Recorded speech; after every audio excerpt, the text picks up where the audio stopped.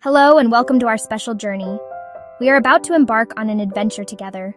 We will explore some of the world's most fascinating and often overlooked cities. These are not the sprawling capitals of independent nations that you might see on every postcard. Instead, we are traveling to the vibrant hearts of dependencies and territories. These are places with unique stories, rich cultures, and a spirit all their own. They are scattered across the globe, from the icy landscapes of the Arctic to the sun-drenched shores of the Caribbean. When we think of a capital city, we usually picture the seat of a national government. It is the place where a country's most important laws are made. Think of Washington, D.C. or Moscow. But the concept of a capital is much broader. For the places we are visiting, their capitals serve this exact purpose, even though they are not independent nations. They are the administrative hearts of their territories. These cities are home to local parliaments and government buildings. They manage daily affairs, from education and healthcare to local infrastructure. Our first destination takes us far to the north, to the world's largest island. We are traveling to Greenland, a land of immense ice sheets and breathtaking fjords. Here, nestled on the southwest coast, we find our first hidden capital, Nuuk.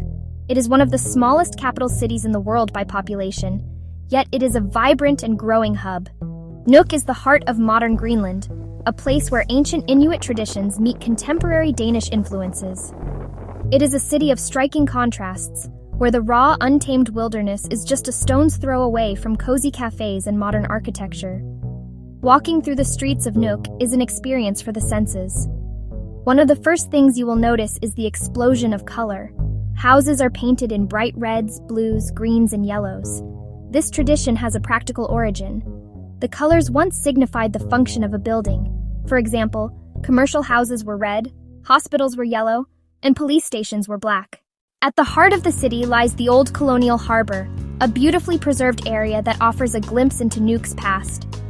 Here you will find historic buildings, including the home of Hans Egede. Culture in Nuuk is a living, breathing thing. You can see this at Katuak, the city's cultural center. Its stunning architecture, inspired by the northern lights and icebergs, is a landmark in itself. The cuisine of Nuuk is a direct reflection of its environment. It's a diet that's shaped by both the sea and the land, based on what can be hunted and fished in the Arctic. The local market, Kalaliarak, is the best place to start. Here, hunters and fishermen sell their daily catch, everything from halibut and Arctic char to seal and sometimes even whale meat.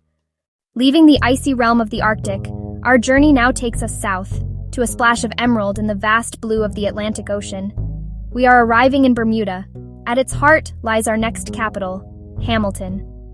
This is not a city of towering skyscrapers, but a charming and sophisticated harbor town. It is the political and commercial center of the island, a place where British heritage blends seamlessly with a relaxed island rhythm.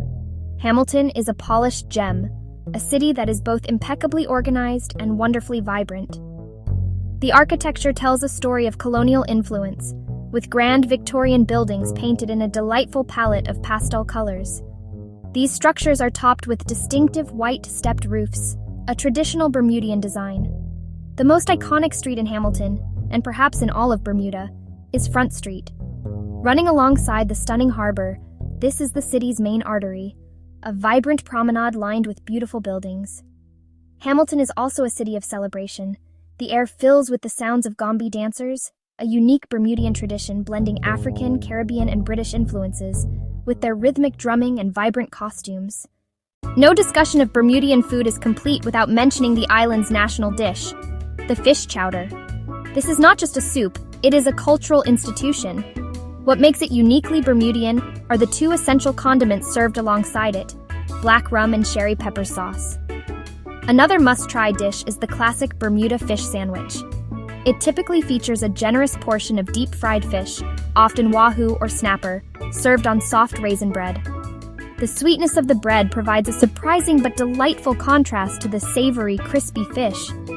From the gentle, pastel-hued shores of Bermuda, we now catapult ourselves across the globe to a city that pulses with an entirely different kind of energy.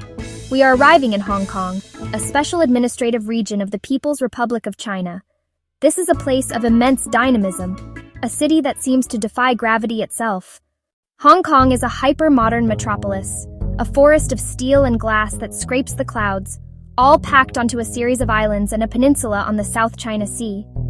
It is a world-renowned center for finance, trade, and logistics, a true global powerhouse.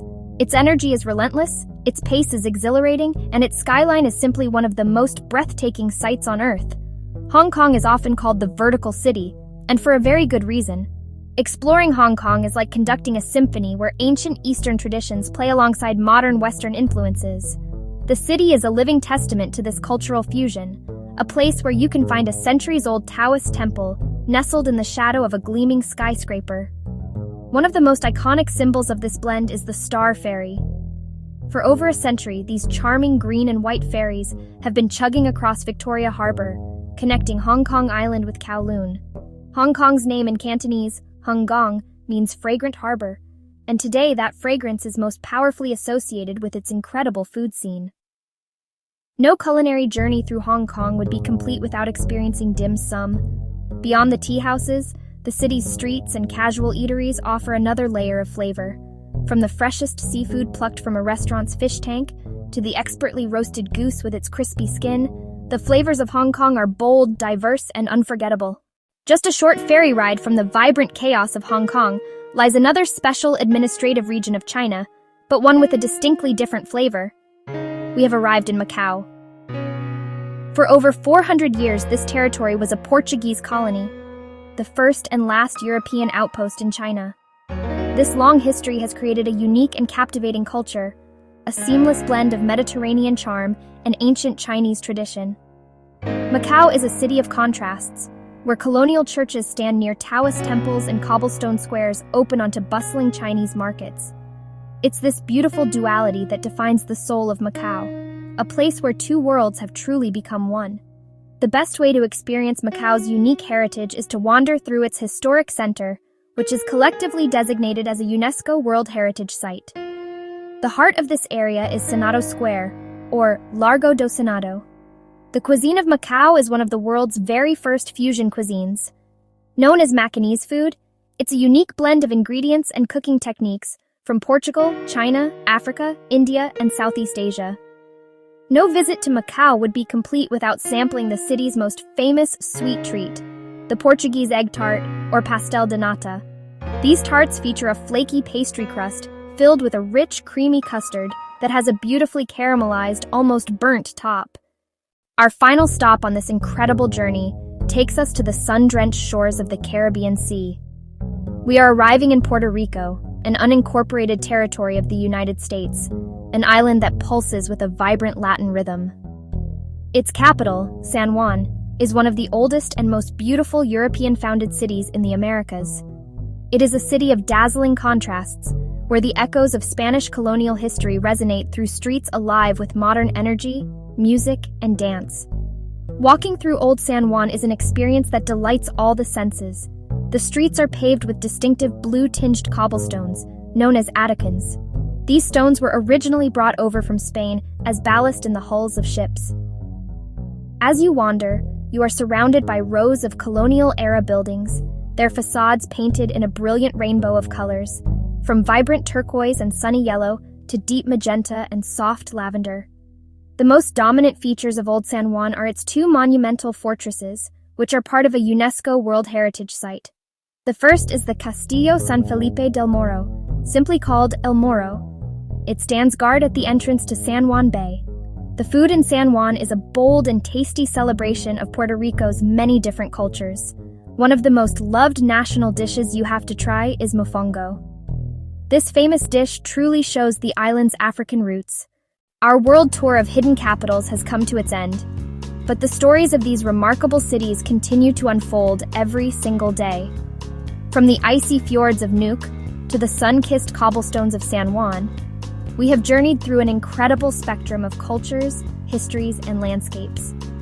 We have seen how these capitals, though not governing independent nations, are fiercely proud hearts of their own unique worlds. They are centers of governance, hubs of commerce, and most importantly, the passionate guardians of their people's identity. The journey to understand our world is a journey without a final destination. There are always more corners to explore, more cultures to appreciate, and more stories to hear. Thank you for joining me on this extraordinary adventure, through some of the world's most captivating capitals. If you enjoyed this video, please consider showing your support for our educational channel, giving us a like and subscribe to help us to continue creating content and sharing these incredible stories with the world. Until our next episode in Capitals of the World,